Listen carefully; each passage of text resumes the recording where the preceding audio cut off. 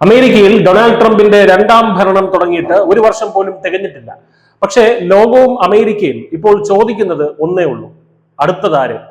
2028 white house ആര് ഭരിക്കും? Trump തന്നെ വീണ്ടും വരുമോ, അതോ പുതിയൊരു വിപ്ലവം അവിടെ ജനിക്കുമോ? അമേരിക്കക്കാരുടെ മനസ്സ് തുറക്കുന്ന ഞെട്ടിക്കുന്ന ഒരു സർവേ ഫലം ഇപ്പോൾ പുറത്തു വന്നിരിക്കുകയാണ്. CNN SSRS നടത്തിയ പുതിയ സർവേ പ്രകാരം പകുതിയിലധികം അമേരിക്കക്കാരും ഇപ്പോൾ തന്നെ 2028 തെരഞ്ഞെടുപ്പിനെ കുറിച്ച് ചിന്തിച്ചു തുടങ്ങിക്കഴിഞ്ഞു. ഇതിൽ ഏറ്റവും രസകരമായ കാര്യം ആരുടെ പേരുകളാണ് വോട്ടർമാരുടെ നാവിലുള്ളത് എന്നതാണ്. റിപ്പബ്ലിക്കൻ ക്യാമ്പിൽ നിലവിലെ വൈസ് പ്രസിഡന്റ് JD വാൻസിനാണ് ഏറ്റവും കൂടുതൽ പിന്തുണ, 11%.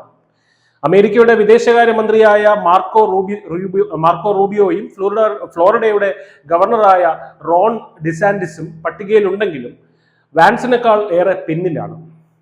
ഇനി ഡെമോക്രാറ്റിക് പക്ഷത്തേക്ക് നോക്കുകയാണെന്നുണ്ടെങ്കിൽ കാലിഫോർണിയ ഗവർണർ ഗാവിൻ ന്യൂസമാണ് 6% പിന്തുണയോടെ ഒന്നാമത് നിൽക്കുന്നത്. തൊട്ടു പിന്നാലെ കമല ഹാരിസും AOC എന്നറിയപ്പെടുന്ന അലക്സാൻഡ്രിയ ഒക്കാസിയോ കോർട്ടസയും ഉണ്ട്.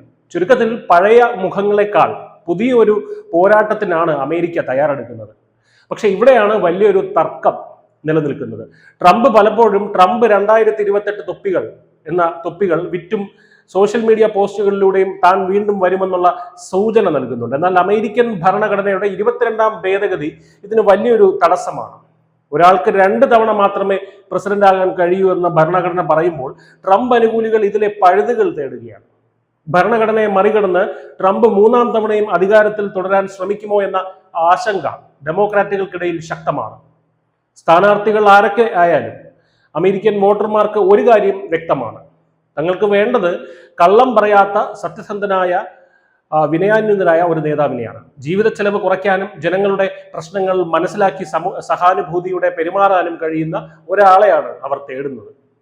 ട്രംപിന്റെ ഭരണഘടനാ വിരുദ്ധമായിട്ടുള്ള മോഹങ്ങൾ വിജയിക്കുമോ, അതോ JD വാൻസിലൂടെയോ ഗാവിൻ ന്യൂസമിലൂടെയോ അമേരിക്ക പുതിയൊരു ചരിത്രം കുറിക്കുമോ?